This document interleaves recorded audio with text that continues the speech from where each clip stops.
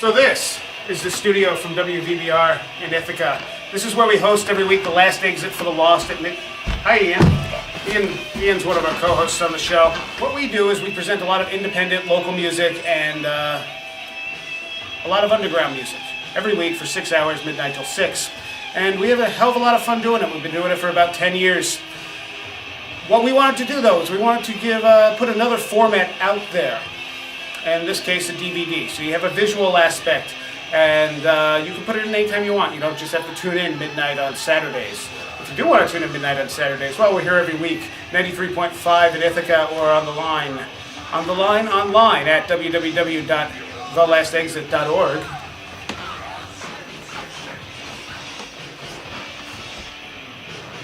So what you're going to see here is a collection of local bands, a couple national, local, independent bands, and one national act being Crisis. And hopefully this is going to be presented in a way that this is just Joe. Don't worry about that. Thanks, Crow. No problem. That's Crow from the Pushrods. We'll be seeing the Pushrods a little later on as well. Probably not too much of just Joe though. So what we're going to do, we're going to start with If Man Is 5, band I just recently came into my awareness.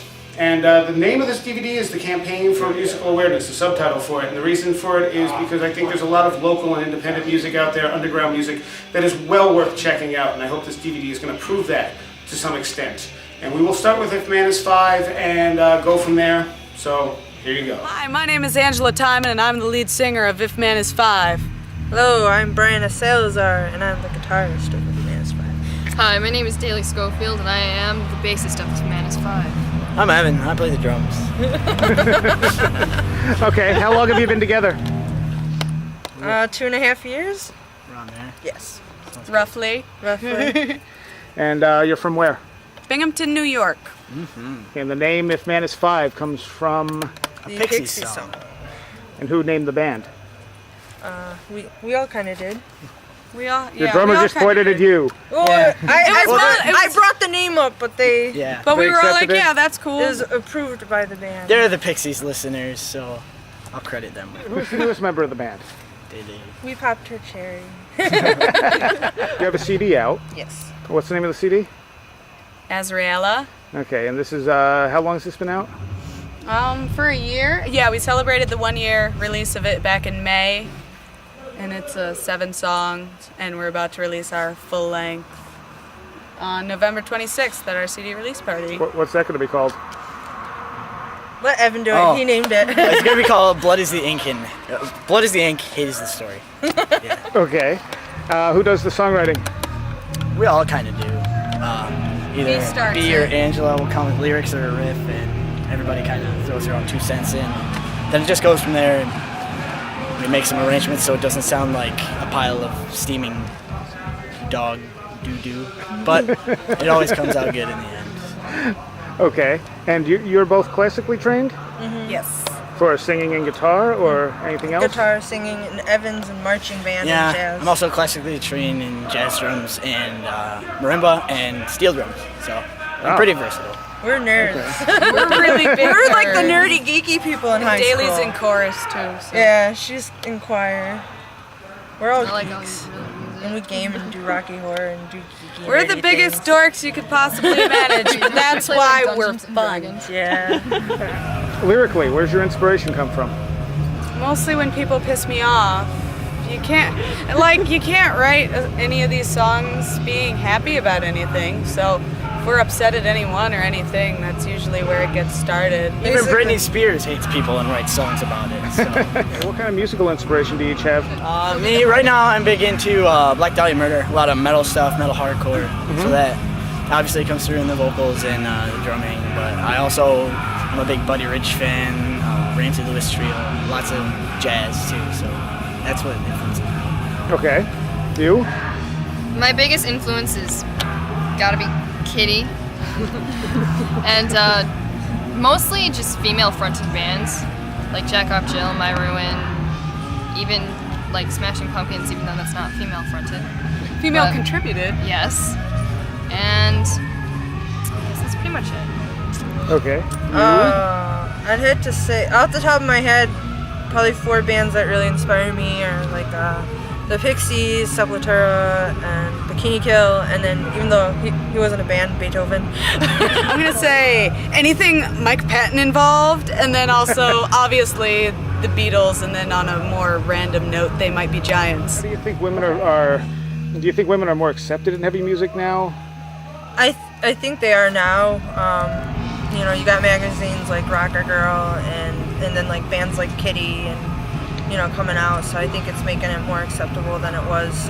You know, back in the day it seemed just acceptable to have a female bass player, maybe kind of a little acceptable, but now it's more acceptable to have almost like all female bands. Or On kind of a side note though, like if you're a guy or a girl, whatever, it doesn't really matter as long as you rock and you rock hard.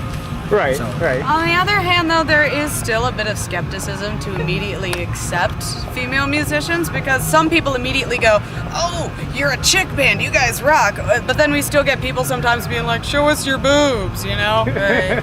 And that's And I never- oblige by taking off my shirt. Good. Yes. That's the only boobs they'll see. What do you think of the current music scene? I think it's getting a little watered down with screamo and everybody trying to copy everyone else, and a lot of the indie labels aren't really indie labels anymore, like Victory and all those are really distributed through major labels. So a lot of people seem to be trying to get into underground music to make money, which why would you go into underground music to make money? It just doesn't make sense. So even if you never made it to the point where it did support a career, would you still say it was worth it? Yeah. This is definitely like the most serious and committed band I think we've all been in. If this was our last show, I would be happy with everything that we've done up to this point. But it's not our last show, so don't worry. How is touching, Evan? All right, so what's the strangest thing that's happened to you at any of your shows? I have one. Okay, go. Back at home, there's this one kid who yelled at me jokingly, "Take off your shirt," and then all the guys in the audience yelled at me to take off my shirt. And Like none of at the every girls, subsequent at show. every show we played at home, it was all these dudes saying, I don't want dudes telling me to take off my shirt. Not that there's anything wrong with No, that. not that there's anything wrong with that. But I'd rather hear it from the female. Your website is what? www.blackazul.com/ifmanis5. Spelled or number? Spelled. Spelled. Okay. Do any of you do the website? I do. Okay. And Black Azul is what? Is a recording studio and also our independent label that only has If Man is 5 on it. It's just pretty much for us. And so that's kind of why the band is hosted off the Black Azul site. Okay. And it's an actual recording studio where other bands record as well? Yes. Yeah. Yes. Okay. Is there anything else you want people to know about? Evan's deformed left Oh ear. yeah, I only have half an earlobe, so don't be. Was that a wrestling accident? It was not a wrestling It would accident. be much cooler if it was a wrestling accident. I tell people my brother bit it off, and sometimes they believe me, but it was really, That's bigger than really, I was just born like that. So don't be alarmed if you see me with half an earlobe, because Yes, it's pretty scary. it wasn't painful in the least. She's got deformed boobies. Form. They're pierced and one's bigger than the other. That's her deformity. It's hard to Because form. all our And I have everyone a in our freakishly large left-handed armed birthmark. band- and I only have one hand. We're the band of freaks. We're freaks. We're lopsided. The left lopsided band. It all- Listen to our music. It's We're all on the freaks. left side. It's all on the left Yes. side. It is all on His the left left side. ear, her left arm. I walk my like left this hand, because your I don't left have an boob. earlobe on that side. So, Yes.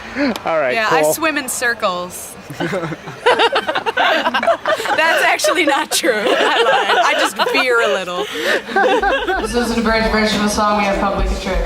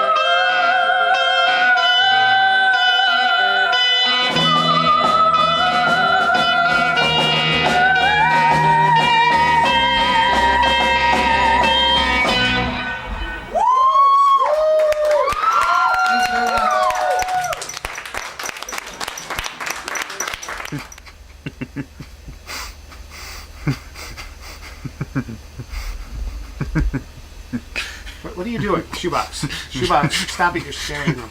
You're scaring. I made a bunny out of bubble wrap and meat. All right, so our guest host for this edition is going to be Shoebox here. Don't eat my hair. Of Worm Wasn't Quartet. me. Worm Quartet, right? WormQuartet.com. Right. How long has Worm Quartet been a band? Are you the only member of Worm Quartet? Yes. Yes. How did this come about? It was one of those things. It was originally just me, and I was making these crappy tapes, and then I decided I should actually get members, so I got a guitar player and a drummer and played bass type things on the keyboard, and we were like a 3-man quartet. Obviously the name came before the actual band. Yeah, one of those things, for whatever reason. And then ultimately ended up kicking out the guitar player, put my drummer on guitars, putting a Yamaha thingy on drums, and ultimately got into a fight with him and kicked his ass out, and then moved to Syracuse, which ruined everything, and then of course Where were you originally? Elsewhere. Elsewhere. Okay. Massachusetts. I see. Okay. And so you eventually ended up with just you? And it ended up just me and a computer. Basically, one of those things where you downsize and you replace people with machines. I did that. And it works wonderfully because they do whatever you tell them to. They don't have their own ideas. They don't have their own input. They don't try to write songs. They don't have egos or odors or any of this crap. Unless there's something damned wrong with them. Have you ever had a quartet? We jammed with a bass player one time. I don't think that counts because he sucked. Okay, so how long has this been going on? To any degree of actually making music that people could listen to without, thoroughly cringing to the point of permanent disfiguration. I'd say since '97 or so. 97. So that's 96 maybe? 96 in fact. That's when the 3-man put out the demo deal thing. okay. And since then, As for how long people have actually heard of me, probably more like 3 years or so. okay. 3 or 4 years. And we're actually going to come back throughout this whole DVD and talk some more with you, and you can tell people some of the interesting stuff you've done. Right. 'Cause you And have- since then I've been on the Dr. Demento show. Like I had that, the most yes. requested song of the Yes, year. we'll get to second that. most- We'll get to that. Right. As far as influences, I'd say, I don't know, They Might Be Giants and Anthrax. You're going to seriously hear the Anthrax. Anyway, And, so Halloween, Stratovarius, and Screeching Weasel, and Descendants, and... can we move on now? Yes. Okay, so the next band up is going to be Divinity Destroyed, and we went down to New Paltz actually in a very On purpose? yeah. I don't know if it was a good thing, but we got this interview done with them, and it was a good interview, and we're going to see that. Plus, we're going to hear some one of the songs that they played when they played The Haunt back in March. We'll let them tell you all about themselves. There's their names covering up your nipples right now. Yeah. Hi, I am Dan from Divinity Destroyed. I'm Tom. I play guitar. I'm Johnny. Mark Ward, Esquire. I'm Jim, I'm the new guy. You're the new guy? What do you do? I play bass. You're the guitarist, vocalist? That's The the answer rumor. is yes. That's the rumor. Thank you. No problem. I'm the keyboardist. I play guitar, like I said. I'm the drummer. You're the newest member? Yes. How long have you been in the band? 2 months. About 2 months? that. And you're the second newest, aren't you? Yeah, I've been in it for a year. Okay. How long has the band been together otherwise? 5 years? 5 years? 5 years? 5 years. 5 years. And you have 5 years on November 20th. Really? 20th. That's our anniversary. We all get together and have cake. November 20th, 2004 will mark our 5th year anniversary. We're going to make a naked pyramid and then pillow fight and paint each other's toenails to commemorate the event. Who named the band? Mark came up with it. You? You? Yes. And where'd the name come from? Line. A poem. A poem. A poem. Poem? Yes. What poem? Good. It was good. I saw it once. It was Can you awesome. tell we can make this up as he goes along? Of course not. It was definitely a good poem. It's definitely a good poem. Horrible poem. I wouldn't read it. I never knew it was from a film. I believe it was Roses Are Red, Violets Are Blue. Divinity Destroyed. You Like Me. Divinity Destroyed. 2. Okay. You have how many releases now? Technically 3 full lengths, a number of compilations. Full length. Is the EP considered a Yeah. full length? 17. 3 full lengths, of course. 2 full lengths and 1 EP. that we'd like to think is a full length only because it has nice artwork. Yeah. Yeah. Where'd you record your stuff? Eden and Ashes and the EP were recorded at Off Axis Studios in Sayreville, New Jersey. All 3 of them? No, Nocturnal Dawn CD, EP, whatever you call it, was done at Skylab in, what was the name of that town? Jackson. Not Jackson, it was Roosevelt? Yeah, Roosevelt. New Jersey. Okay, where are you guys from? 5 years on November 20th. Tom's River in New Jersey. Okay, is this a good thing? What a good thing. Tom's River is a nice town. Yeah, Tom's River is a nice town. It's got a river named after Tom. Should be from Philly. And it's this I'm river. from Bricktown. It's this river. He's from Philadelphia. Philly kicks ass. How far is Tom's River from Philadelphia? Hour and a half. Hour and a half, really? Tom's River made headlines for having an incredibly potent cancer water. He actually grew up in Tom's River, though. And then he moved to Philadelphia for school. He still lives there. Yes. I'm He had a from kick-ass Bricktown. softball. Yeah. I'm from Bricktown. Okay. It's about 20 minutes from Tom's River. 20 minutes? 20 minutes, it is, dude. Shit. So anyway, Eden and Ashes is going to be released on Screaming Ferret Records. And that's your latest release? One of, yes. Did the EP come out after that? Same time. Same time. Recorded at the same time, released at the same time. They both suck equally.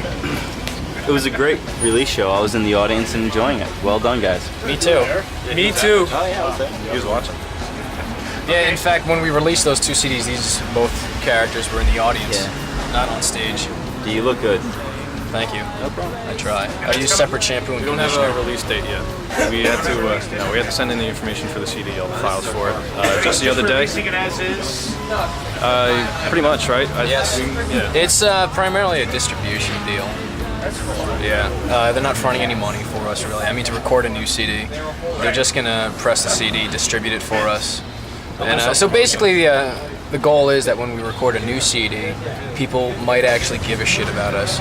Because as of now, outside of our hometowns, they do not. So maybe someone actually might care. Who writes the lyrics? Mucus. Mostly Mark. Mostly you? Yeah, I'm guilty. Where do you get your inspiration from? The songs. What the fuck's so funny about that? He's basically saying that the music writes the lyrics. Yeah. To me, the music dictates the words that are going to come out. So the lyrics aren't about anything? You might, yeah. I'd say the music dictates the lyrics. Most of the lyrics are written phonetically. If it doesn't have a natural bounce to it, if it doesn't follow the rhythm of the song, I'm going to take it out. I'm a musician first, poet last. Somewhere in the middle, I play some racquetball, badminton. Lyricist falls pretty close to last, so whatever the music churns out is But the lyrics definitely come out of your warped mind. yeah, I guess you could say that. Lyrics are kind of up for interpretation. I don't know if they're really about anything, but people can kind of decipher it and decide what it wants to be. It could reflect something personal. I actually go out of my way to make sure they're as ambiguous as possible. I actually even go so far as to write out all gender notifications. Any kind of stipulation in there that that would specify a location, a person, a pool, any kind of gender, time. I try to take it all out. So basically, if somebody asks me what the song is about, I can honestly say I have no idea whatsoever. And if they would like to offer their interpretation, I could say they're absolutely right, and also make fun of them for being absolutely wrong while they walk away from me, and I don't get beat up for it. Who writes the music? We all do. We all do. That goes for lyrics also, I might add. I mean, we all have lyrical credit. Yeah, he wrote lyrics to a song. I wrote lyrics to part of a song. Yeah, But we have the lines bulk here of and it is there. done by Mark. Yeah, but as far as music goes, we all do our respected instrument. Yeah, it's usually someone throws out a riff, another person adds to that riff, and then it just kind of builds up constructively from there. As far as influences go, As far as bands go, I'd have to say the Misfits. The Misfits. Metallica, Justice for All, definitely. That's it. Well, it goes a long way, but the Misfits is definitely up there. I think it's, yeah. I would say Iron Maiden, Metallica, Stevie Ray Vaughan, and Anthrax. As far as keyboard, Dream Theater, Children of Bodom. I guess Divinity Destroyed before I was in it. okay. What got me started playing would be Tom. How long is influence? I forced a guitar in his hands and made him play it until he's blue in the face. And you two are brothers. That's the rumor. Only a rumor. I had plastic surgery to make myself look exactly like him. Oh, okay. I used to be his sister. And I shaved my head side. Influences, say Metallica and Iron Maiden started me off. That's what kind of got me playing right off the bat. But nowadays, any music you hear while playing 8-bit Nintendo games, Mega Man 2, Castlevania. Dude, I'm serious, man. I could name you the composers. Dude, Castlevania 1, intro song, Vampire Killer, excellent song. A lot of techno music. I like Overkill, Old Thrash. Old Thrash? Definitely. And you're jazz bassist too. And I'm a jazz bassist, right. You went to school. I did. I apologize for going to school for jazz performance. It was an accident and it just kind of happened. What's the weirdest thing that's happened when you played a show? I severed off my left nostril while playing in Trenton. That was kind of a weird thing. Yeah, I wasn't there for that. I had to work. The second song into the set, I did something inspired by Ben from Dillinger, and my warlock ended up going through my nose and into my eyelid. Second song in, blood all over the place. It was good times. Played the rest of the set. Yeah, you kept playing, didn't you? And then I drove home in an hour. After that, played the whole set, and got $7,000 worth of plastic surgery done afterwards. Wow, really? $7,000? Yeah. It wasn't a $7,000 job, but that's what the bill said. Is there anything you want people to know about? I want to go to Japan, and only Japan. Play in Japan or you just want to go visit? Both. I want to live there. Oh, okay. Why? It's Japan, man. Alright, enough. Send me chocolate chip cookies and ice cream. I love it. I want to quit my job and do this for a living. I just want everybody to hear Divinity because it's too good to waste. Well put. We, believe it or not, we actually take this very seriously. We like to joke around, but We're serious guys. We're serious guys. no Fucking joking around. serious. We're serious as heart attacks. Yeah. That's serious. Serious as a People seizure. die from heart attacks. Who does the website? You do the website too? It's got a lot of free time. What's the website address? www.http No. Yeah, HTTP is first. DivinityDestroyed.com. DivinityDestroyed.com. And in case you Why am don't, I asking him any questions? I should have learned. in case you don't know how to spell it, because a lot of people don't, it's DIVIN. ITYDES. Destroyed.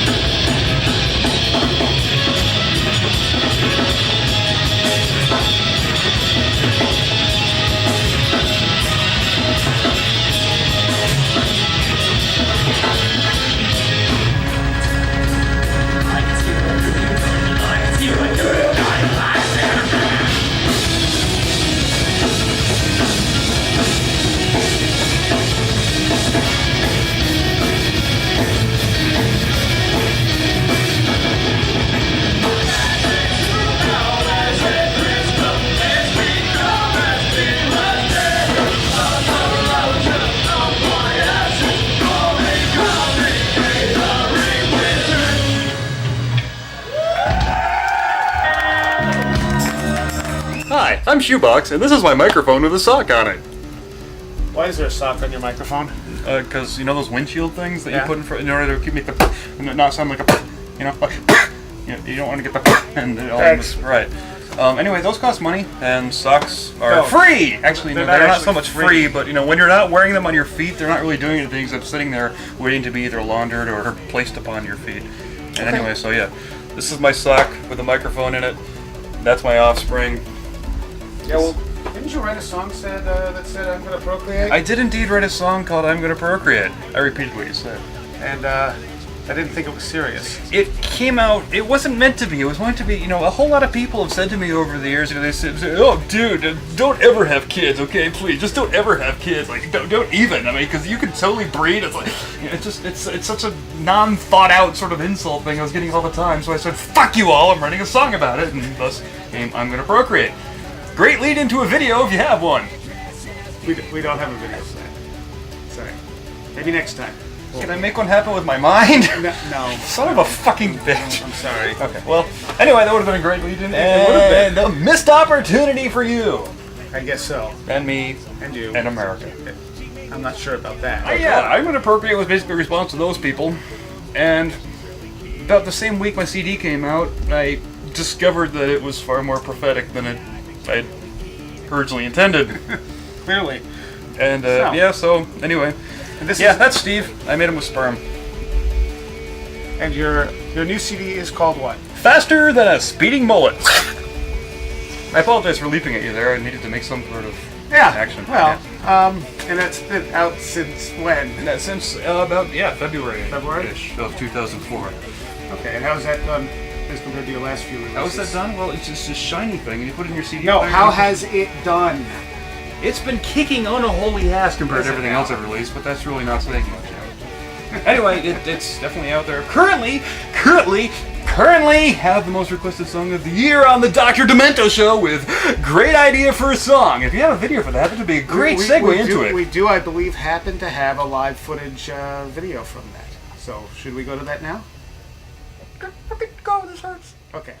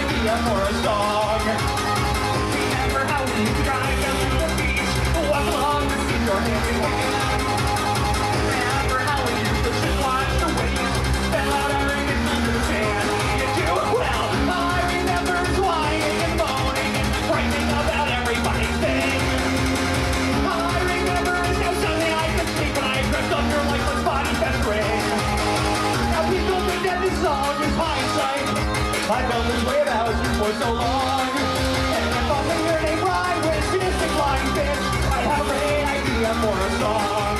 Oh, your name might as well. We're a psycho horse out of hell.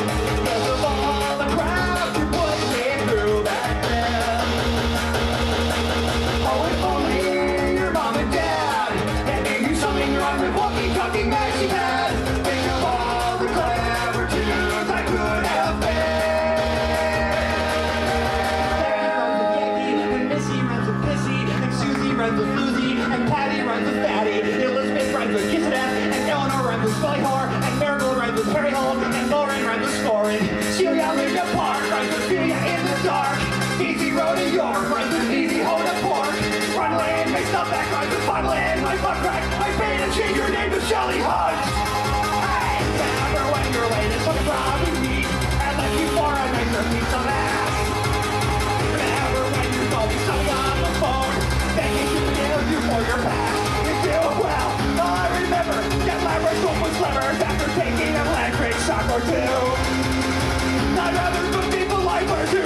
mind, I take a step for myself and relate with you.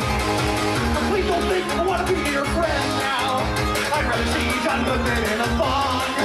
And if only your name rhymes with backstabbing Carlos Graham, I'd say idea for a song.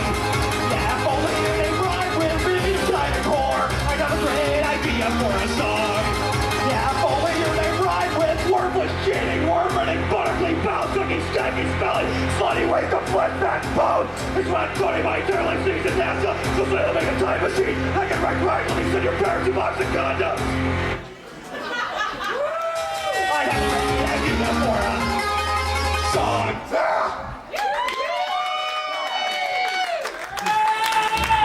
New record. So that was a great idea for a song from you. Ah, yes, it was. And where did that inspiration come from? Well, it was one of those things where this ex-girlfriend of mine who I hadn't talked to in like a decade suddenly fired me off an email saying, "Hi, how are you? I haven't heard from you in so long. I hear you're married. I got the didn't put her name at the end of it, so I had no idea who it was. Respond to it saying, who is this? And she was, I can't believe you don't remember me. Yeah, the so I said her name, and I said, okay, now we're at the point where somebody obviously doesn't remember the exact circumstances of why we broke up, which I won't go into here. But so this was one of those things where I could either respond to the email, directly to one person, right, or write a song and share it with the world. And this song is what? Number one request on Dr. Demento? At the moment, it's the number one most requested as of song November 2004. November 12th, 2004. And that's the number one request of the year. Did you have another song up there last year? Yeah, last year, no. I didn't do a damn thing last year. 2002, however, Frank's not in the band anymore. Okay. Came in at number 2 for the year, so. Wow. I was battling it out against the great Lukeski, who beat my ass, just barely, mind you, with his wondrous little ode to Spider-Man entitled Peter Parker. So we're going to get into actually a dual segment here. It's going to go from the Pushrods to River Chicken, because they kind of blend together here in the middle. You're going to see some stuff from actually the last exit for the Lost when the Pushrods were playing, and River Chicken kind of backed them up. And so we're just going to kind of blend that all together. And I believe you actually played the show. I played We're going to see the clip of River Chicken. Of River Chicken. And you can be seen in this clip throwing stuffed animals. Right, because I handed stuffed animals out to people and encouraged people to throw them at the band, which is just a marvelous thing to do to get people up there. Not so much to make them pay attention to your music, but whatever, man. I got to throw stuffed animals at a band. It was totally kick-ass. Hi, River Chicken. You guys are neat. I like you. I want to lick your face. Hi, I'm Richie from the Pushrods, and our next video is live, right? One song is called You're Lucky I Don't Own a Gun.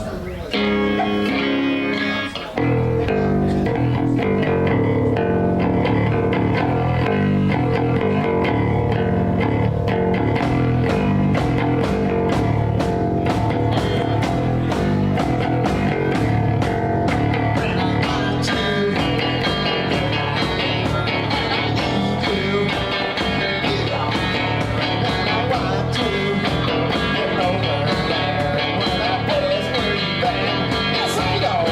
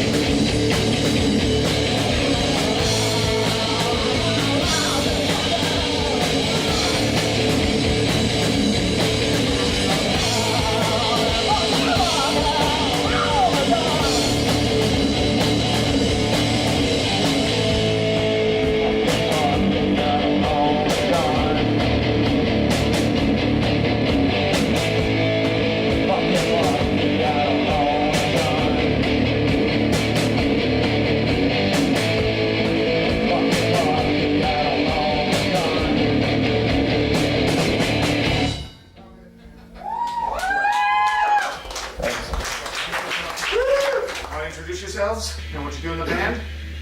I'm Richie and I do everything. I'm Tim and I do everything. I'm Ryan and I do nothing. I play wrong, I guess. That's about it. Does that work out for you? That works out just great, I guess.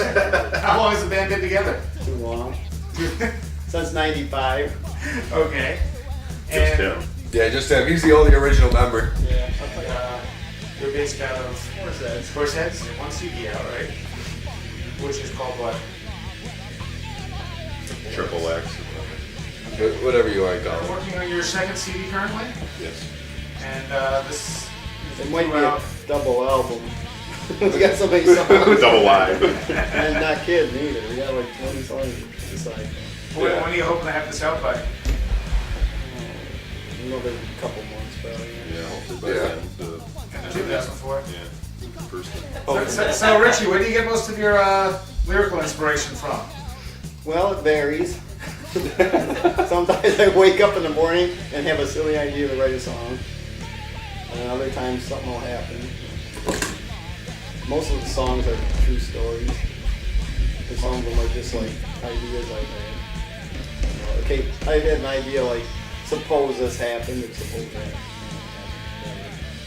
Okay. I got good imagination. But some of them are true stories? Oh yeah, most of them happen to me. So you've had a lot of good luck with women. Really, they've all been long-term relationships, really. How about musical inspiration? Sex Pistols, Ramones. Started out playing Ramones. And a lot of times people say you sound like Jello Biafra. I never had, I don't own any of his albums or anything. Jack Kennedy's. I just happen to hear it, you know, through the years on and off, but I never thought about sounding like him. And all of a sudden somebody's telling me that. I tried to sound like the guy in the Sex Pistols. I'm self-taught drummer. I never took a lesson in my life. Okay, what about musical inspiration? Actually, I had an uncle who's deceased now that played drums. He was like more of a jazz drummer and played like in country bands. And he was probably like my biggest inspiration to really play. He was really good. Now, what about band-wise? Actually, my inspiration is more like progressive metal, Dream Theater, Rush. Ron? Never took a lesson in my life. I know one valuable lesson you learned though. Do not try to race a train with your escort. Yeah. If you ever get in a racing thing with an escort and a train, just don't do it because you're going to lose. I lost. And it's a big mess. When did this happen? This happened about, I'd say about 6 years ago. Were you still in the escort when the train hit it? I was still in the escort when the train hit it. Me and 3 of my friends. Wow. Oh yeah. So you're dead? Actually, I died 3 times on the way to the hospital, but you know, the escort went from compact to subcompact real fast. It wasn't pretty. I'll tell you, don't try to stop a train. You know, you just can't stop 34,000 pounds. You know, this explains so much about you. It does too. It does. Well, that and the fact that I used to listen to Poison. Shh! Don't say that too loud. Only used to. You know, my parents were so cool when we were growing up. That's why I got mom and dad on my hands tattooed. Because they let us practice at their house all through the years. And when I was 12, my dad took me and my brother all the way to New York City to watch Kiss. Where's the name of Pushrods come from? From a car. You would think with the songs, you'd think it would Everybody be thinks something it's a sexual. sexual innuendo. But it's not. Because It me and comes from a damn car. the original bass player and I worked on cars all the time. And we had to come up with a name with like one day. Notice. We're like, okay, Pushrods. Every time I say that to somebody, they're always like. I have another name in the. They start giving me shit about I have another it. name Like, that I like just. it's a car. It's a car part. In case we have to change the name someday, it's going to be the Strap-Ons. I almost thought about changing it a bunch of times because this is so fun. What's your website? www.pushrodsrock.com. Do you feel the internet's helped at all? Oh yeah, definitely. MySpace has actually helped a lot. Yeah, met people through that. Yeah. And you got a music profile up on there too, don't you? Yeah. Downloadable songs and everything. Richie, have you ever had to run away from Ron and Crow? Yeah. Because I mouth off to him, then I know I can outrun him. There's anything Tell wrong them with about lighting your arm on fire. Oh, I got caught on fire before. Really? How did this happen? Oh, this is We great. were playing 607's singer's house. They kick ass too. And the drummer knows how to shoot fire, blow fire, Uh-huh. and I wanted to learn how to do it. So he was nice enough to show me how to do it. We're outside practicing, and I blew a little bit, and he did a whole bunch, and we had a little bit. We were practicing, and we had a little bit left in the bottle. Like Bacardi 151. He goes, "What do you?" He goes, "I'll set you on Don't care about fire." secret. And I was sitting on a bicycle. He goes, "I'll set you on fire because it's dark out, and you ride down the street." I'm like, "No, you out of your mind or whatever." You know? We were trying to get him to be like Ghost Rider. I had this very jacket on, this one right here, this arm right here, and he goes, poured it all down like this, and I could feel it soaking into my skin. You know, I could feel it cold. And he goes, poof, and it's like flames like a foot and a half high, and I'm going like this. And everybody's watching me. You have Nobody's six watching. You have 6 of us standing around with full Beers. beers, not wanting to waste the beer watching Richie burn. Yeah. So I try to take my jacket off and it gets caught on this. And it's still on fire, and finally they get it off me and stamp it on me. But my arm got real hot, but it didn't burn. It was so exhilarating. I never felt so alive. That's when you were trying not to die. Yeah, when I got done, I was like, that was so much fun. Now what we can do. So this is the picture of you? Yeah, that's me. That's me over there. That's my guitar. That guitar, you can't tell it's black and white, but it's actually blue. It's a Les Paul custom. That's my brother, and that's John the singer. Real NHRA drag car. Godzilla! Yellow one always. Ron always wants to break everything here. I gotta hide shit when he comes over. This is me drag racing. There's my hot rod. You drag race as well? Sometimes. That's my hot rod. And there's a friend of mine. I was drag racing him. Coffin? Casket. Casket? I always call it a casket. It's from the 30s. And how did you get this? The guy that does tattoos for me down in Williamsport, there was a junk shop across the street. And I used to have a hearse that I drove, and he said, "You gotta come down here, there's a casket for sale across the street. They only want $80 for it." I said, "I'll be right down." But I didn't take my hearse because I had it off the road because it was winter time. So I took my Chevette.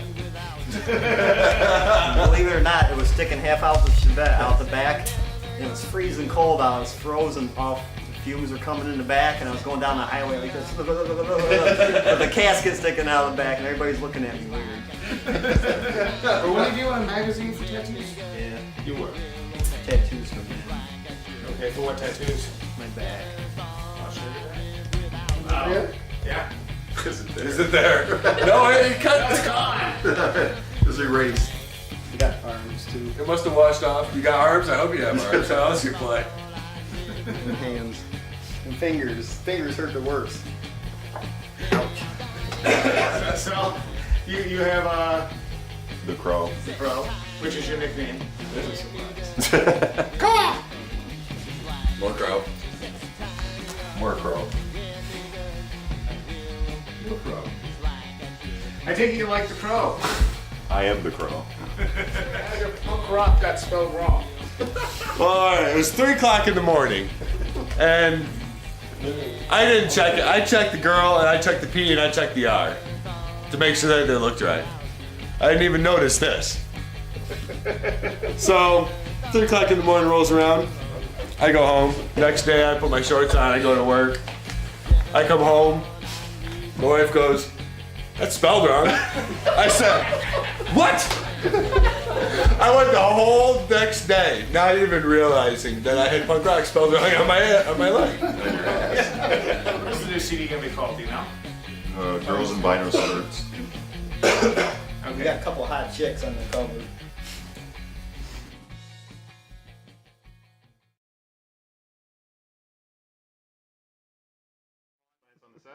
This one's called I Met Her at a Truck Stop. Yeah. Ready, Crow? The Crow's gonna play bongo, so if you hear anything weird, that's him. You can't drop your sticks that way. Is there bongos? Here we go.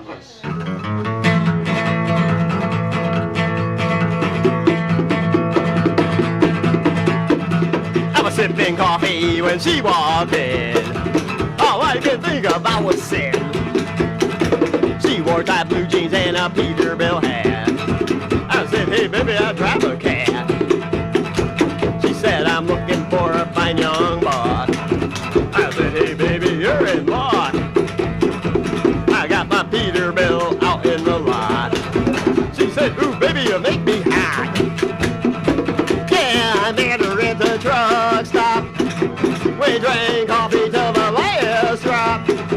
Then we made love in my cab over Pete and left a stain on the seat. And left a stain on the seat. She rode around with me a couple of days. We made love in so many ways. She grabbed my shifter when we're driving around. My Peterbilt never let me down. I had to drop her off at the next town. She's in love with a trucker who's not around. I think of her when I'm on Route 95, making love to me when I drive. Yeah, I met her at the truck stop.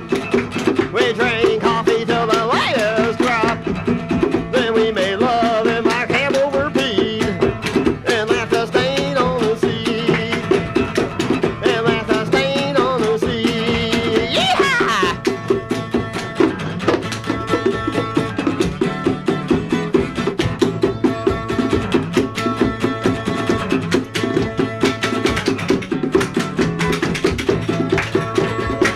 Yeah, I met her at the truck stop. We drank coffee till the last drop. Then we made love in my cab over Pete and left a stain on the seat. Yeah, I met her at the truck stop. We drank coffee till the last drop. Then we made love in my cab over Pete and left a stain on the seat. And left a stain on the seat. And left a stain on the seat. Spill my damn coffee.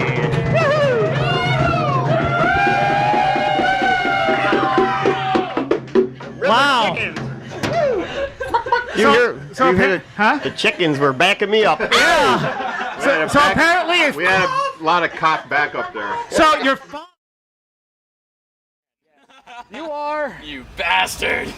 We are the bastards. We are. You're the bastards? River Chicken. That is bastard son of River Chicken. And how many of you are here as opposed to how many are in the band? 3 of us are here. The 3 that really count. Way too deep. The 3 most important members are exactly. We're all here. The rest of the band is expendable. Doesn't matter. I see. And name-wise, what are the names used in the band? Cockwork Orange. Hey. Eggs Benedict. I'm Engelbird Slapty Beak. John. Just John? Straight and simple. And what do you do in the band? Not much besides bass. Besides get written out of every article. And that, yeah. And you? I play the kazoo and sometimes percussion. Triangle? Triangle, always triangle. Well, support. Dinner's ready. And you? Canastas and third chair French horn. I'm the only mandolin player in the band, so my job is secure. All right, so you guys are from where? We're from Tampa, Florida. Sometimes. The support is incredible up here in Ithaca. What's the difference like between here and Florida? There's support. There is support from other people besides the musicians. Really? So it's not that... Musicians are close friends, yeah. There's a camaraderie. Don't crack too much from Tampa. No. No. That's what we're saying. Good In place. Tampa, there is a camaraderie of musicians, but there's no other support for it whatsoever. So it's hard to get fan support from any other medium. Any other medium whatsoever. This is your first East Coast tour? Yes. It is the first. You got our Virgin tour. Virgin Cherry. tour. How far north did you get? Manchester, New Hampshire. How did you come up with the name River Chicken? Stupidity. Bottle of Goldschlager. Lots of stupidity. Raid can. 12 hits of acid. Marijuana. What's it mean? The ingredients. Metaphysically? It means you're going nowhere as a band. I see. It means that we are bands For of long haul. More importantly, it means that it will change your life. It's actually what connects quantum mechanics and quantum physics. The River Chicken. River Chicken is all about the party and nothing else. How long have you been together? 17 Going years. on 3 years now. 3 years? In dog years? That'll be 21. Yeah. 3 of them have been there for a lot longer. 2 of us. Since we're all dogs. I didn't even notice that. There's a did you say there's a perfectly good bridge right under here? Yes. Right under there. We're not the smartest of all them. No, we are. Lyrical inspiration. Where do you get it from? Acid. Well, Alcohol. good. I wasn't gonna say that, but that's pretty damn close. No, it's a childhood thing. Man. It's something that we've all pretty much experienced somewhat together. And Grown up together? Even if it wasn't together, it was something that we've all experienced. And it's been just together. In the sense that you've grown up together or just had similar experiences? No, actually, he's the only one that experienced it. He was abducted by aliens, and that's the whole thing. That's where all the lyrics come from. We just tell him we were abducted. He's too, actually. so it doesn't get out of control. Where did the stuffed animal thing come from? We knocked over one of those machines one night before a gig, and we were like, what are we going to do with all these stuffed animals? We tried to give them away, but they were such garbage that people started throwing them back at us, and we were like, what a great idea. Now, Denny's across America hate us. Exactly. We knock over those little machines. We just raid them. We're like a bunch of bank robbers except we robbed them. Only web page. What's your web page? Riverchicken.com. Yeah. www.riverchicken.com. For all you morons. And how do you think the internet has helped you as far as the band goes? Being a Very band? well. Good Good people. Internet, they're good people. Just managed to Don't keep listen to our first. other guitarists busy. Mr. MySpace, and MySpace. it's good things. It's all about It does, Yeah, it does good. We're on our space. It's definitely a good way to Forgive find me for out calling it how bad you MySpace, because I do not own it. We have a few MySpace. It's all about MySpace. I don't know. I still have dial-up, and I can't even get on the internet. I don't That's the chance to get our name out to people who don't care.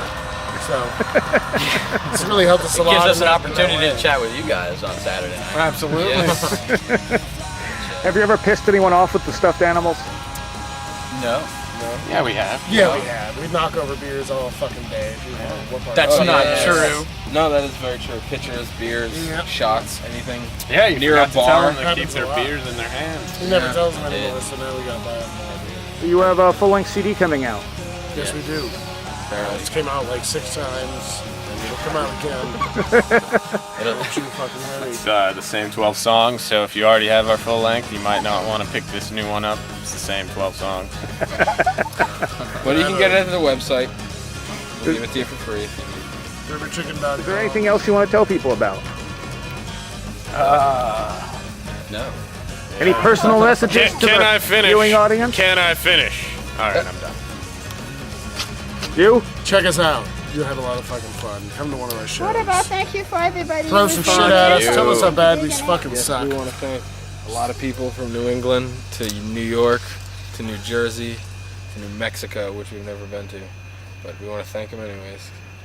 People have done good stuff for us on this trip. And I'll leave it at that. And now the lovemaking. That's a hell of a ride. He just met that girl. You guys are tearing up this place, man. I don't know if they're gonna let us back. You guys are fucking shit up. Let's kill it.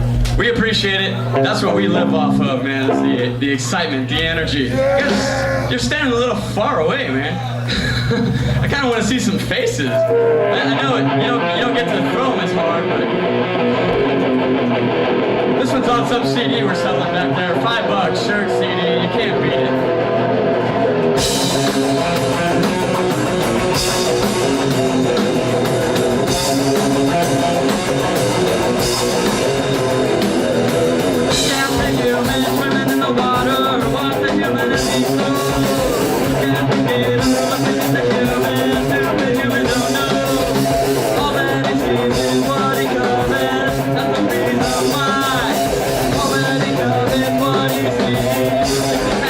What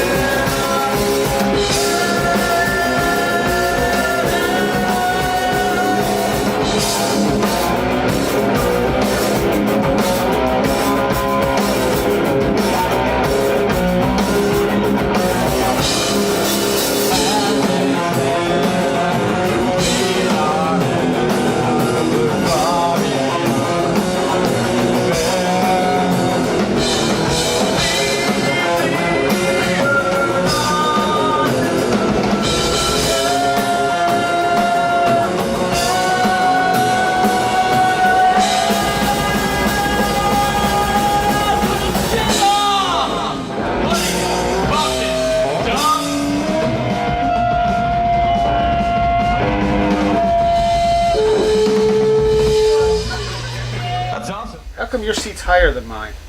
Because I'm taller It's than one of you. those talk show things where I the believe host it is, has yes. to. But I'm okay. You're I supposed to be I taller guess than you're me, the right? host. No, you're pretty much the host. I'm the co-host and interviewee. And interviewee. Okay. Interviewee. Well, that was River Chicken that we just saw there. And don't eat my hair.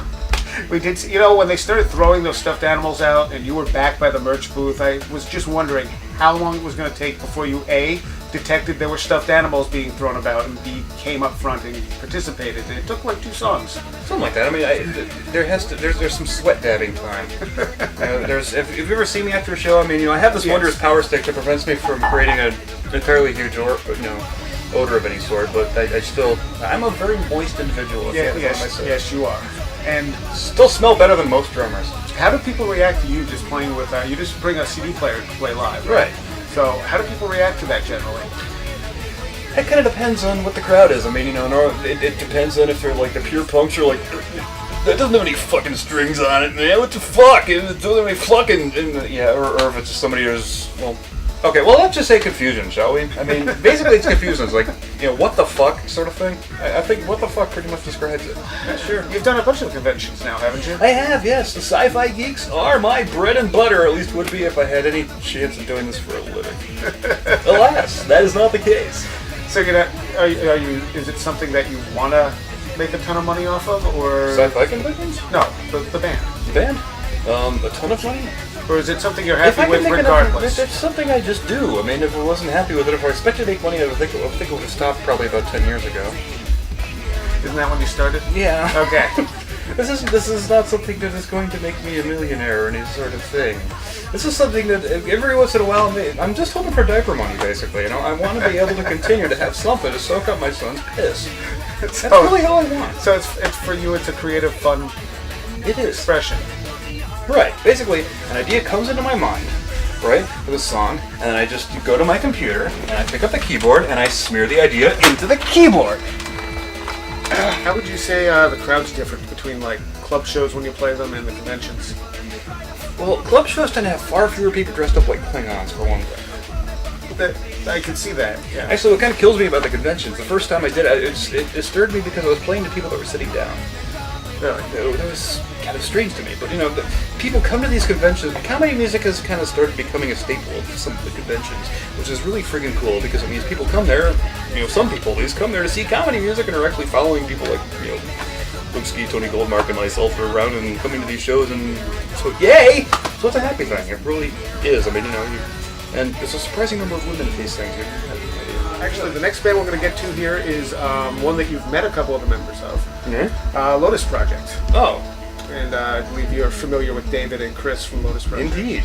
Their drummer's a puppet. At times, I've heard that, yes. And Lotus Project are fairly new, so we're going to see one of their songs live, and it's actually one of their first real live performances, and we'll let them tell you about them right now, I believe. Do you think so? Certainly. All right. Sure, I'm Chris Bedell, drummer and vocalist for Lotus Project. Patrick Ward, guitarist, partial vocalist, sample guy, make machine go guy. David Ruglicki, bass guitarist, token long hair metalhead guy. And the backing vocals on Burning Line. An icon. Missing someone? We are. Yeah, we're missing our guitar player, Nori Ueno. He's on his way to Boston right now. How long have you been together as a band? Pat and I started this shindig a couple years ago, and it started as a kind of a Sepultura cover band, of all things. And of course, that got boring in a hurry. Yeah, it got boring in a big hurry. We liked Sepultura. We were into Sepultura at the time, obviously, and we decided to say fuck it and do our own thing. And how has the experience of drumming and singing been for you? Hard. I've been alright with it, actually. Yeah, me too. No sweat. Yeah, it's fucking hard. It's a Herculean effort. It really is. I'm not downplaying the fact that I have to stay in really good shape in order to do it, but I like doing it. I think it's kind of unique, and it's something I really have developed and worked on very hard for this project, this band, and it's something I'm going to continue to do, I think, unless something or someone better comes along. Okay, and you two started it, and when did you and Nori join? In February of 2003. Okay, how long has this been going on, would you say? A couple years? As a 4-piece. As a 4-piece a year. A year and a half, I Yeah. guess you could say. Really. And you have so far a 4-song done? Yeah, got a 4-song demo. How many songs do you actually have done, written? We got about 17? 17 songs. Yeah. A few more in the And a works. whole crap load of other Yeah. stuff, so. Okay, are you planning on putting something full-length together at some Yeah, point? yeah, we're looking for some label interest and a label that will support us, Chris, it sounds like you've had a bad experience with this before. And Have you had bad experiences with labels in the past? Yeah, I have. Yeah, and I'm not prepared to do it again. Yeah, we're looking for a label that is really interested in us as people and our music, and recognizes us as professionals and really decent guys who just want to make a living doing this, and that's exactly what we want to do. We have a website. Yep. That is where? That is www.lotusproject.net. Net. Yes, net. It's very important. Yes, it is very important to get the net right. Yeah. One of you doing the website or someone else? A friend of mine. Okay. How do you feel the internet works for you, against you? Definitely for. It's just a nice, easy way to get the message across. Because I have a bunch of friends on an internet metal forum that I frequent, and I have friends in like Norway and Sweden and Belgium listening to this stuff and telling me how much they love it. So I think the internet's a very, very positive thing. Download as much as you want. How would you describe your music? Oh boy. Bludgeoningly heavy, progressive Ambient tendencies. No. Certainly ambient when it needs to be. Avant-garde, meticulously pronounced polka. Polka, aren't we With a kidding? side flare for I was getting to yodeling. that. Fintroll is our major influence, if you didn't notice. All right, let's back up 30 seconds. Musical Metal. Wow. Pure Factory, Nevermore, Soilwork, Meshuggah. Yeah, no, you have the same influences, Yeah. basically. For me, Iron Maiden, Death, Soilwork. More specifically like Billy Gould from Faith No More, Steve DiGiorgio, Steve Harris, Mark Henry. How long have you been playing? Bass guitar? Yeah. 2 years. 2 years? 2.5 years. You with all the stuff you're doing? 7.5, 8. Long fucking time, my friend. Since I was 4 years old. Really? Yeah, I've been playing professionally since I was 13. And I'm 32, so it's a long time. I've been playing a long time.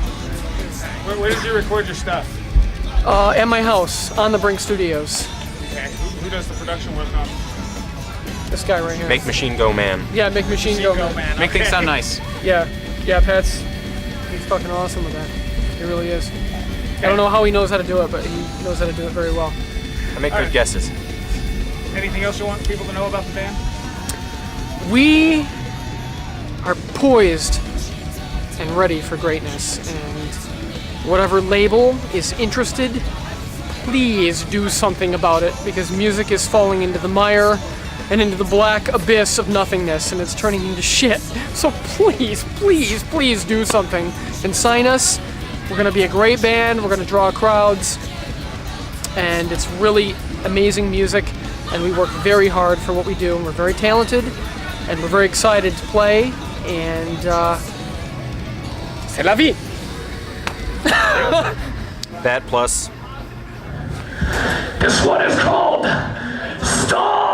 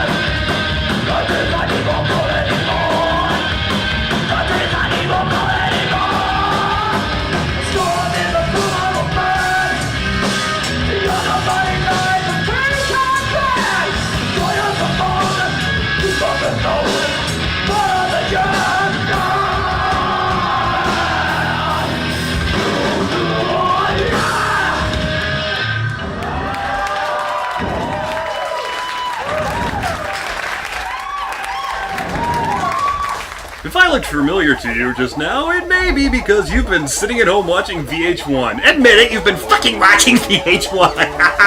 You loser. I was on VH1 recently just because I happen to like Pac-Man. It didn't occur to me that, spending 10 years, making music would, be secondary to getting me fame to, Pac-Man liking, but, apparently liking video games is the way to go if you want to get on VH1. So that's what I did. So here's all the Pac-Man crap I've amassed over the last several years. Please don't come to my house and steal it. It seems like VH1 said that your whole house was made of Pac-Man. Yes. Right. That they implied that. They implied several things. I mean, it was a fun thing and all, but first off, just to address some of the points made in that Totally Obsessed episode. There were some things I didn't know about.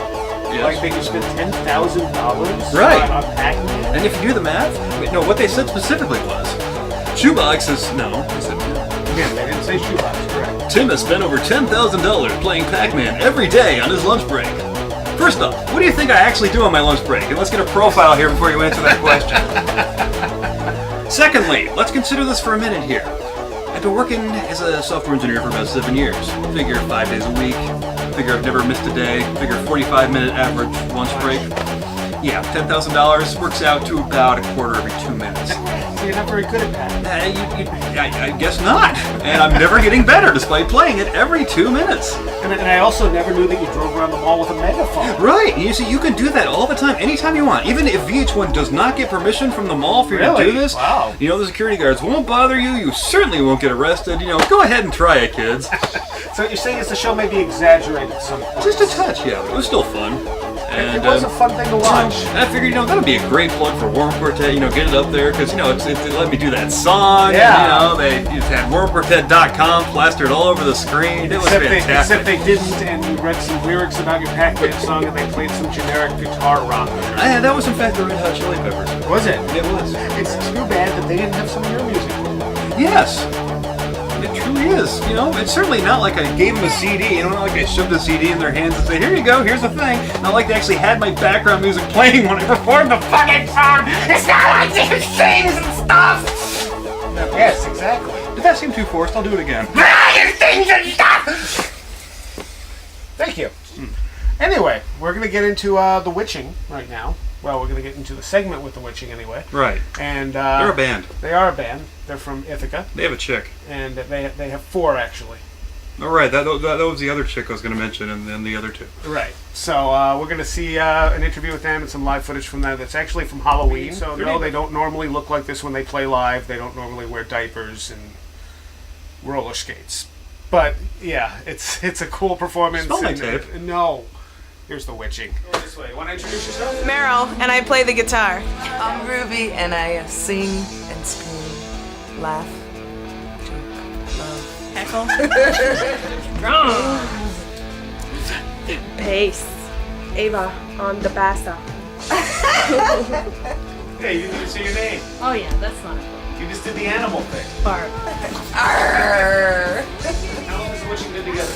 3 years, right? Yeah, like 2.5. 2.5 years. Okay, who started the band? We all sort of started it together. That's right. It used to be a 5-piece until fairly recently. Yeah. I tend to scare away other guitar players, I guess. I think we managed alright as a 4-piece. Yeah, the it shows works. we've played, been happy with. I've been really psyched about them. So. Yes. So you have one CD out. Yeah. For now. We're working on a live CD right now, actually, just a compilation of different live things that we've done over the last few months and throwing it all on CD. How would you describe your CD? Heavy, progressive, melodic, alternative, soulful, rock. How many metal. more adjectives can we put on? Rock and roll. Okay. Sensible madness. If you want to simplify. Okay. How about musical influences?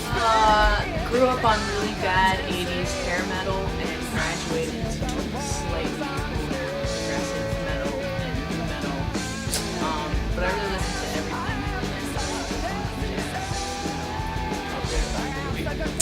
Yeah, I like everything. I really listen to a lot of vocalists. I really like music. I listen to everything. Nothing really inspires me as far as guitar playing because I just pick it up and hope I don't break it. Usually fail. Usually fail, yeah. My SG has about like 10 different headstock breaks. As far as guitar players that I like a lot of metal guitar players. I don't know, like the dude. What was his name from Death? He was really sick. Chuck. Yeah, dude. Sick. He's really cool, but I definitely don't play like him. But I like his stuff. All over the place, really, for music that I like. I've been listening to a lot of Neubauten a lot lately. Not really metal or anything related at all, but it's fantastic. I just want to say I love the Breeders and Pixies.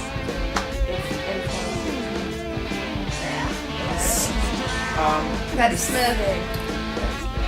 What's that music? Together as a group effort is one person usually start. Yeah. Group effort. What about lyrics? Meryl writes a few, but I read most. Where's the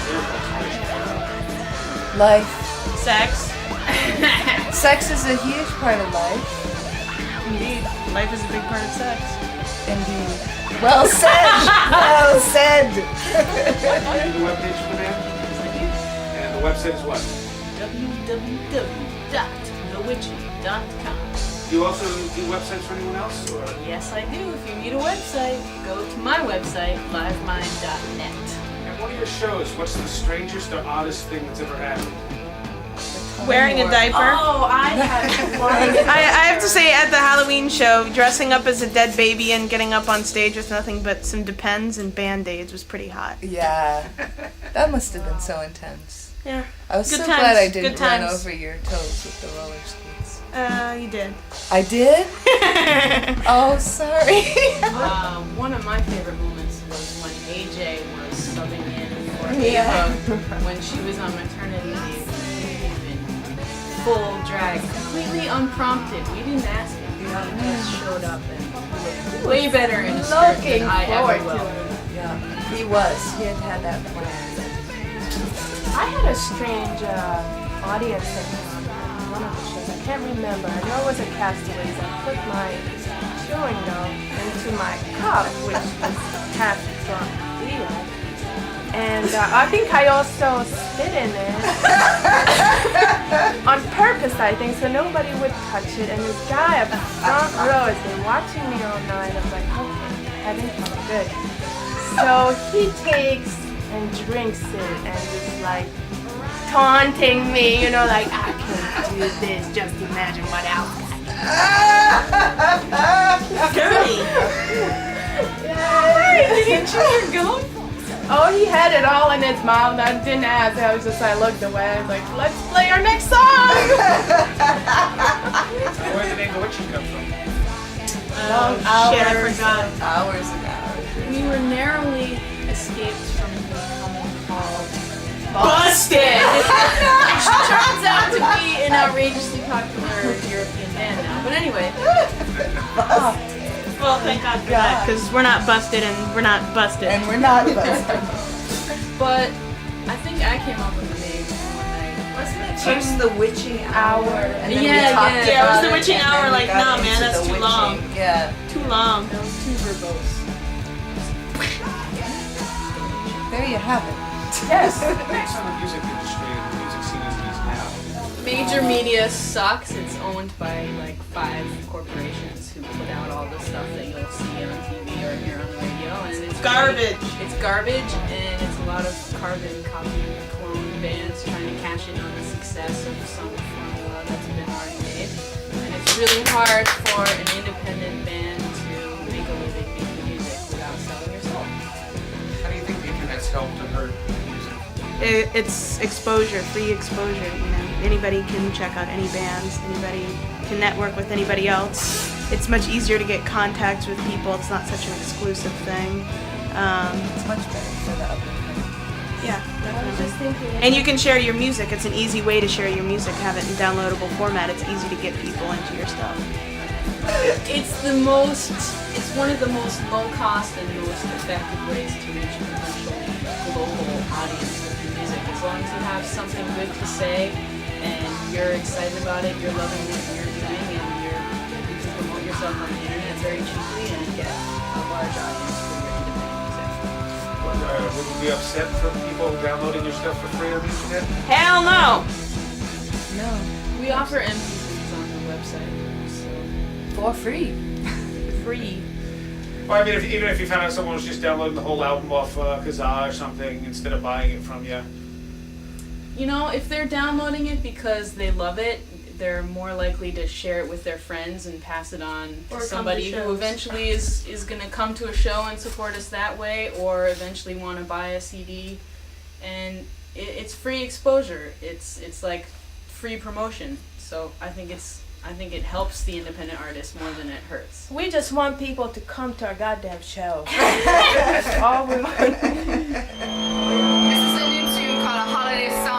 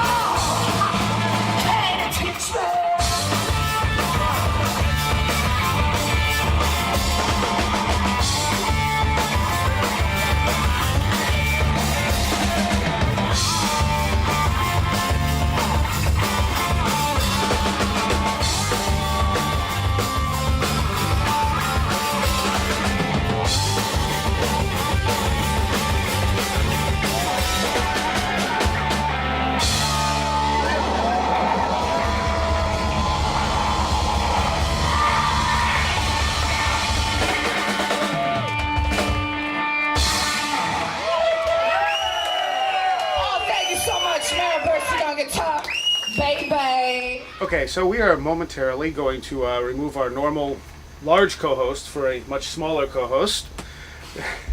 You are Will from Castaways, Castaways. and Ithaca in general. You do all the booking for Castaways? Do all the booking for Castaways. I have a production company that I do independent booking around this area for the most part, and that's about it.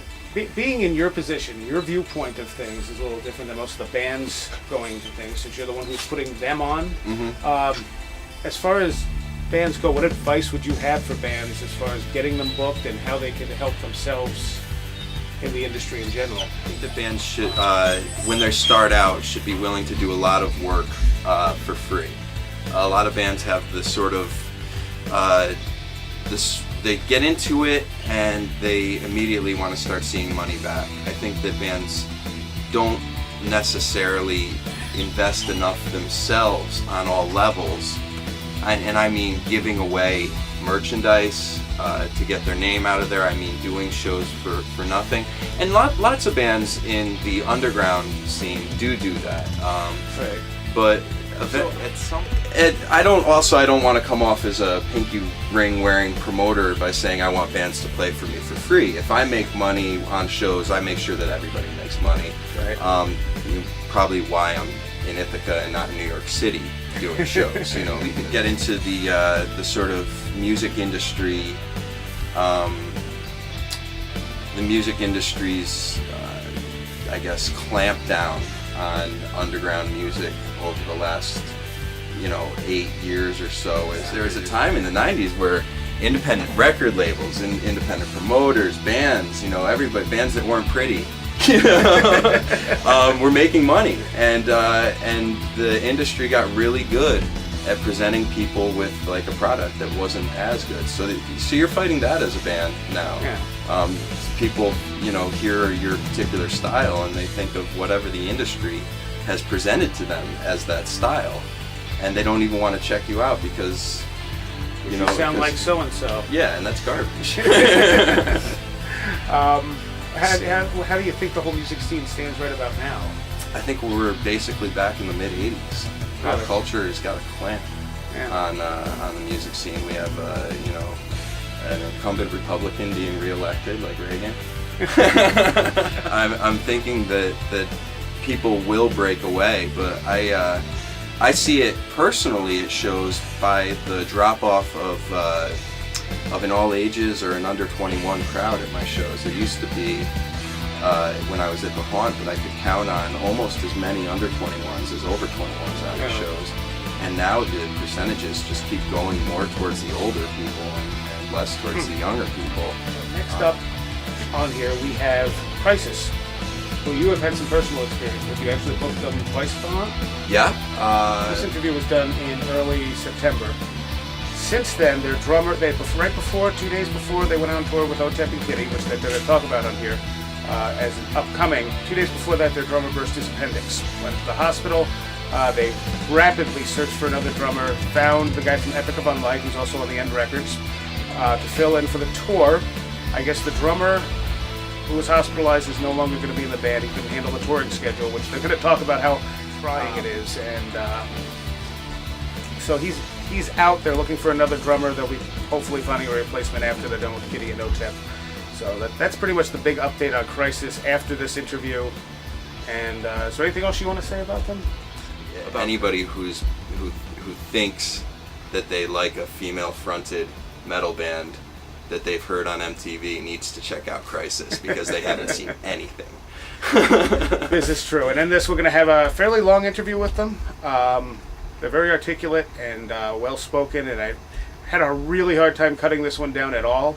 We're going to see a video for Blood Burden, I believe, and some live footage from them when they played the Water Street Music Hall in Rochester, which is actually the closest they've come to Ithaca since you had them here. When was that?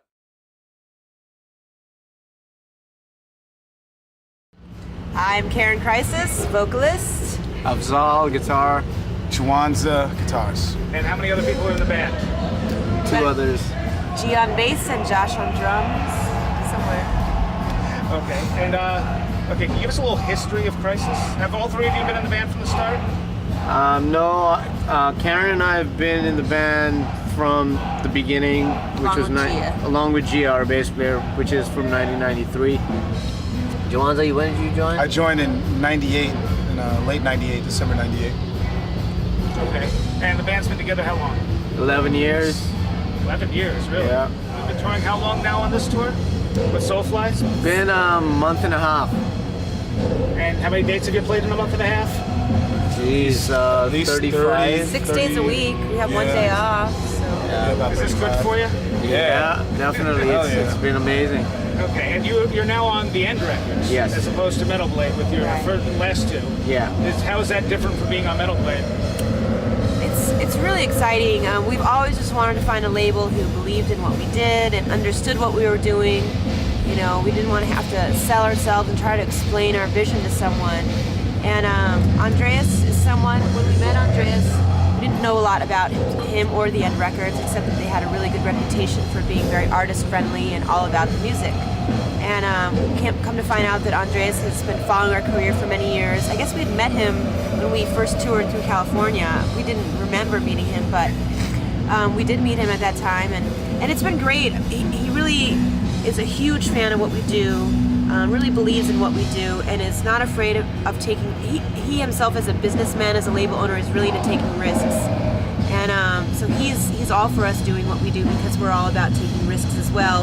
He really is truly about all the music and the art, and everything that he's told us he wanted to help us do as a band, he has come through on right away. And it's the first time we've ever had a label that we really felt like we were working in tandem with, for the same goals, with the same ideas, we're on the same page with, and have complete support from.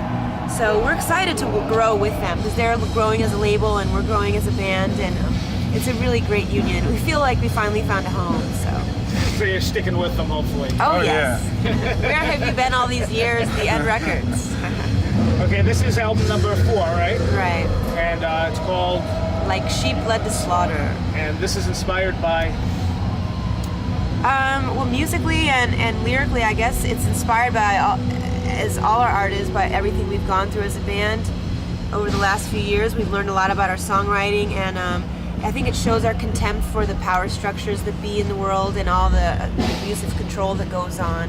And that's pretty much, that's the simplest way to say what the album is. How do you feel about the internet as far as promoting your music and stuff goes? I think it's great. I think it's the way to go. Okay, how do you feel about like the whole file sharing? I think it's great too. We're totally for it. Totally for it. I mean, it's a chance for you to really get your word out there your way. You can use technology. I mean, the way the industry is they really control what gets out there. And the bigger you go into the industry, it's the big 4 now. It used to be the big 5 labels. Yeah. They really don't let a whole lot of creativity through. And there's so many bands out there. There's so many types of music, and there's a lot of exciting music that still breaks the rules and has a lot of passion and is inspirational that may not fit into a money-making category that those labels are looking for. So you have the internet, you have a way to get a web page, get information, get free music out to people. It's awesome. We're all like really for it. So yeah, absolutely. It allows for more freedom for the artists, and I mean, this country stands for freedom. I think they should lay off, the artists and stop trying to curtail their expression by saying that downloading is bad for the music industry. I think it's a bunch of crap actually, because basically the music industry puts out so much garbage, that they try and make money off of, that it's the really shitty bands that it hurts. It really doesn't hurt the good bands, in my opinion. I mean, the people who really believe in the fans that believe in the music, they're gonna buy their records. They want the actual product. I just think that it weeds through all the crap that the major labels put out, and I'm glad that the file sharing is there, because that's the reason why all these shitty bands are getting dropped. I think they should get dropped. Well, it also takes away their control factor. Exactly. Get what they want. Yeah, let the public get what they want. Let the public decide. Yeah, the public sometimes has no idea of what's really out there. Because they're being spoon-fed. I mean, they're force-fed and spoon-fed garbage 99% of the time, and their kids are forced to buy into it. They go and buy an album for $17, $18 and find out there's one decent song on it, And they like it for about 6 months. Exactly. So, the people who have curiosity will seek and find what they like. Just like when, I'm sure you remember, growing up as a music fan, used to dub tapes off of people. You could buy a tape for $5. You know what I mean? And That's how the thrash like very scene, little risk. That's how the thrash scene actually thrived and developed. No Life Till Leather. You think about No Life Till Leather. Metallica said, "Hey, make as many copies of this as you can and give them out to whoever." And they're the same ones who were down on file sharing. I mean, it's ridiculous. Man. They became rock stars, and that was that. The money, the money got to them. So, all right. So you're not upset if someone gets your stuff as long as they get it. No. Tell somebody about it. We actually have seen hackers at work, you know, getting our album. Actually, some hackers had our album out there before it's even released. Yeah. I thought it was actually really cool. We were flattered. So. Actually, they put a little thing at the end of it, like it was the names of the songs, and then afterwards it was like, if you like this, go out and buy it. Yeah, You know? I've seen that a lot on files and stuff. Yeah, I think that's great. I think, and you know, the way we look at it is, good music should be, you know, heard one way or the other. I mean, if good music is not allowed to be heard because the music industry will not allow it to be marketed, or the band cannot get signed to save their lives, there's a lot of good bands that cannot get record deals, you know? Yeah. And the So- internet makes it possible for them to Absolutely. actually do something. Absolutely. Why not, you know? And the industry's hurting because they're blatant price gouging, where you have yeah. CDs that are $20 now, you know? Yeah. And I know $20. The last Linkin Park CD I heard, they were selling it for $20, man. Yeah. And then And how much does the band even see anyway? if they're lucky, $1 or $2, you know, and then they blame the internet for raping artists, you know, the major label record industry, the big rapists.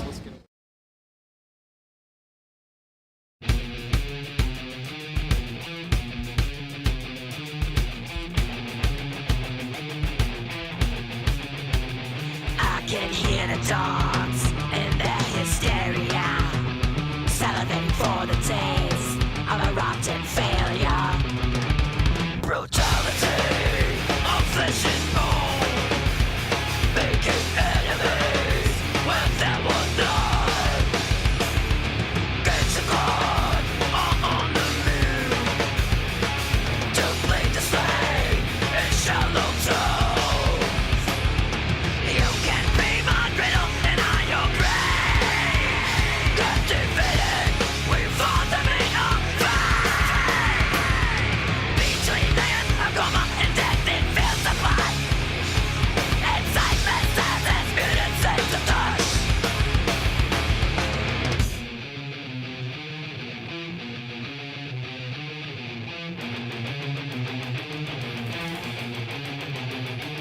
This broken world is spiritless and homeless, burning in the wreckage of its own damn coldness. Brutality of flesh and bone, making enemies when there was none. Gates of hate are on the move to bleed the slain in shallow sound.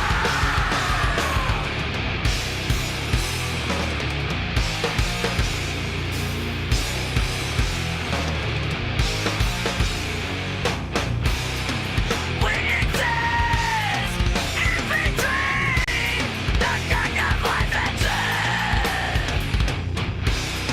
Struggle in between betrayal and the cosmic die, lifeless earth decomposition. Wrong and high, your flesh is no haven for suffocation.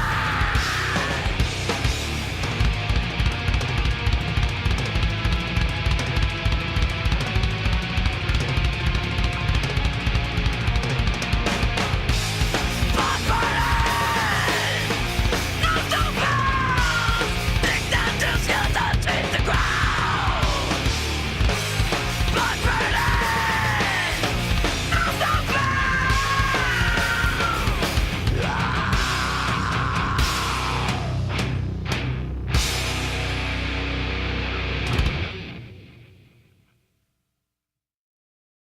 I think I heard you described, or maybe you described yourself as experimental metalcore. Yeah. You think that's fitting? I think so. Yeah, I think so because we tend to bring in elements of hardcore and more classical metal elements, or what I consider like early metal elements. You know, bands like Sabbath. What do you think of the music scene as it is now? What music scene? Well, metal is definitely, you know, I mean, having its heyday in a way right now, but it's also like, it's a hybrid form of metal, you know? It's sort of interesting because the metal that's successful right now incorporates the elements hardcore and metal, which is what we sort of started, you know, with in '93. So it's sort of ironic, you know. A lot of the bands that are successful right now are bands that we've known over the years, or some of those bands used to open up for us, you know. Right.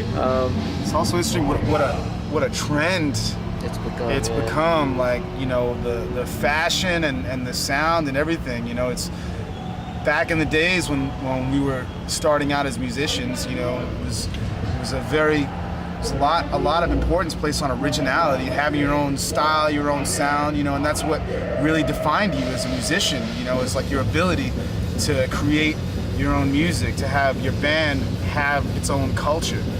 And it seems like there's just this huge culture that's happened, this you know, this cluster of bands jumping onto it, which was back in the days, that was reserved for, you know, glam metal. I won't necessarily compare the sound to glam metal, but the there's look, that, there's that kind of conformity going on now. Yeah. You know, which is, you know, it is what it is.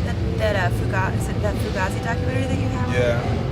He was saying something really cool. I don't remember the words, but he was saying something about how music, like when it all starts sounding the same, it loses its impact. It's you know, rule breaking. It loses its threatening ability. It loses all the dangerous excitement that music can hold. You know.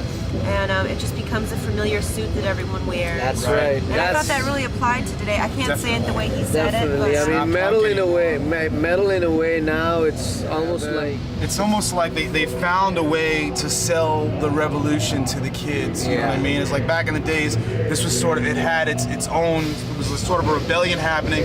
You know, despite what was going on in the major label music industry, we had this music that was our own, that was special to us because it had this kind of impact. And so as soon as they found a way to package it and make a look and market it, you know, they can sell it to you. You know, you can have your little Ozfest and stuff and get your aggression out, and, you know, and go back to work tomorrow, and, you know. So next you're going out with Otep and Kitty. Yeah.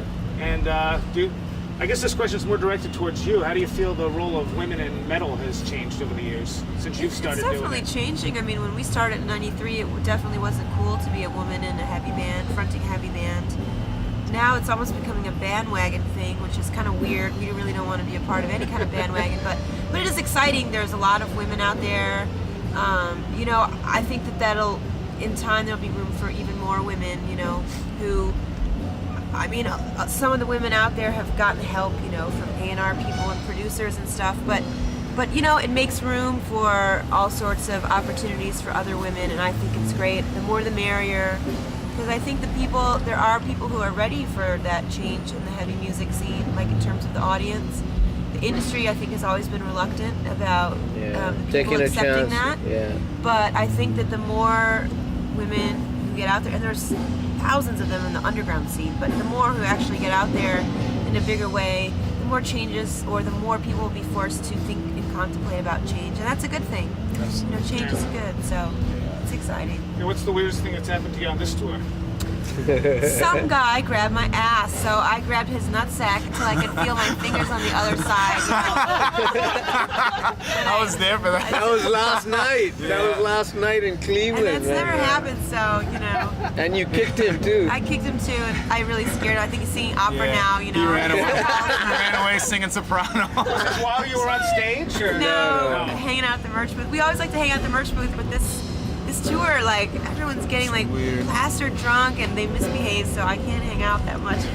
So all these damn new metal kids. Yeah, I mean, that's the thing about this. One of the things about this tour, especially when, you know, when the tour was 12 Tribes, us, El Nino, and Soulfly.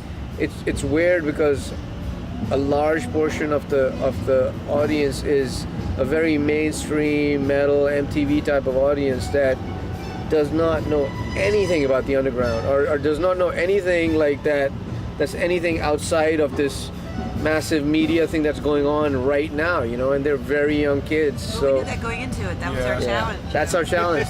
And it's cool. We've been winning kids over every night. You know? Yeah, it's been great. It is very different though. It's because We're not they don't used have to that, they don't have the same kind of respect, or there isn't the same kind of community that there is in the underground. I was talking to one of the guys from 12 Tribes, and, you know, they're doing the band thing. They're kind of, you know, independent in their own way. They're traveling in the van. They don't have hotel rooms. And we're talking about how it used to be when you were in a van tour, you know, you play the show and then kids would come up to you afterwards and be like, you know, hey, you need a place to crash, you know what I mean? Like, you know, you come crash in my basement, my mom's house, whatever, you know.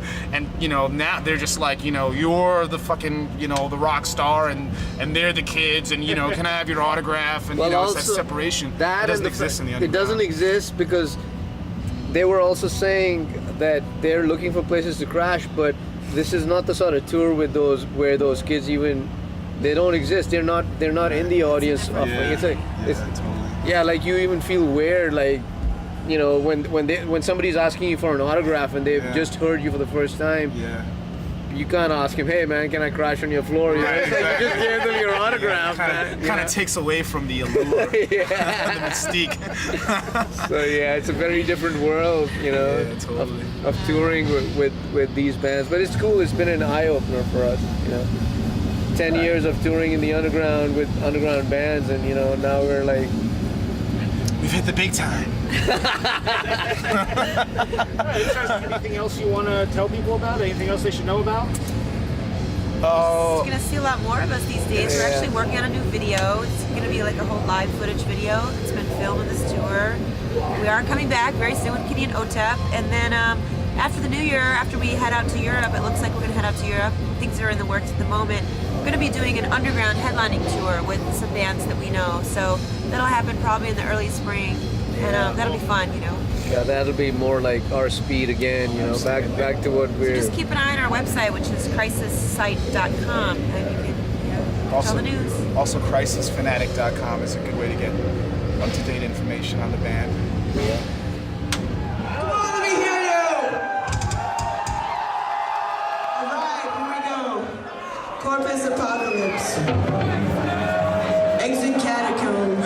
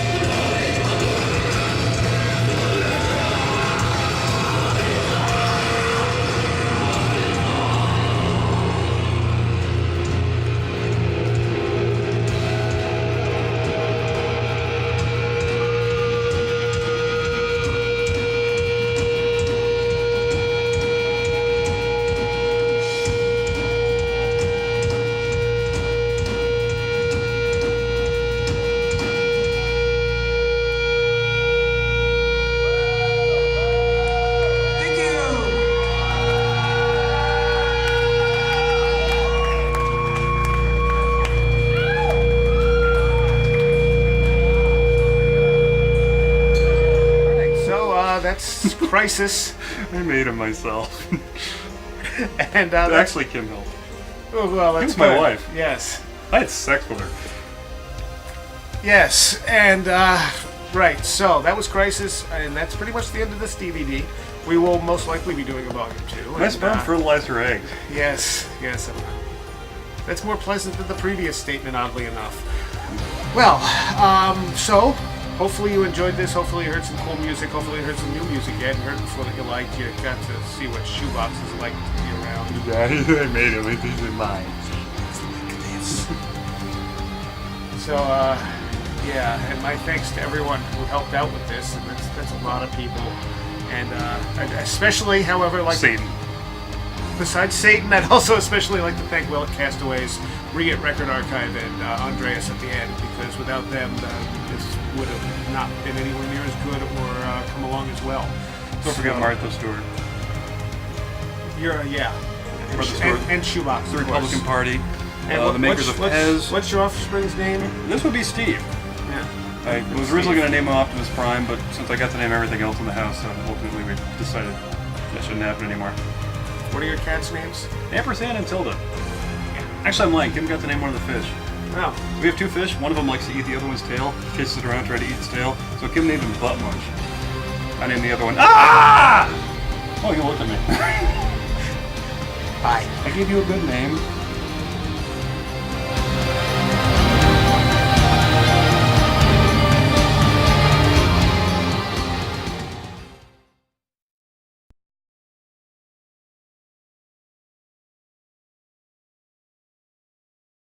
This molestation is brought to you by the letter L and the number K. We'll make you perform for us.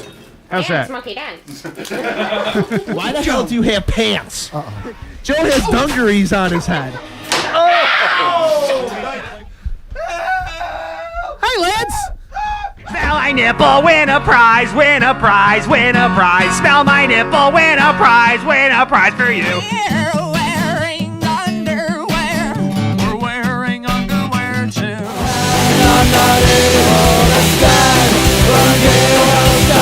Oh, he kissed the monkey. That's right, kiss it. And he's pounding on his butt. Can I put my shirt back on now? I can't believe you thought Joe and I would fight. Well, I think Maury is now dead. gone. Well, he could be dead. He's out in the hall. He's out the door at least.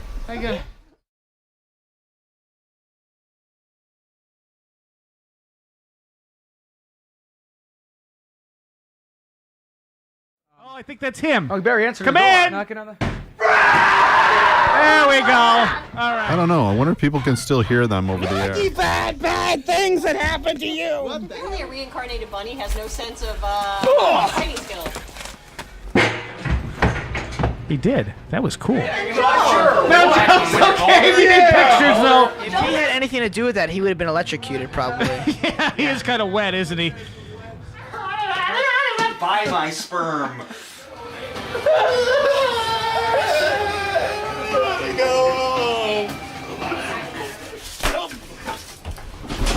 Listen to this first CD, so this is a tribute to him. Number to call for request is area code 607-273-2121, extension 2589 horse. I've been wooing a sheep. It's Zombie Joe. This sucks. This sucks. Tommy. Apparently, Joe is a zombie. Zombies in the studio. Did you make him a zombie?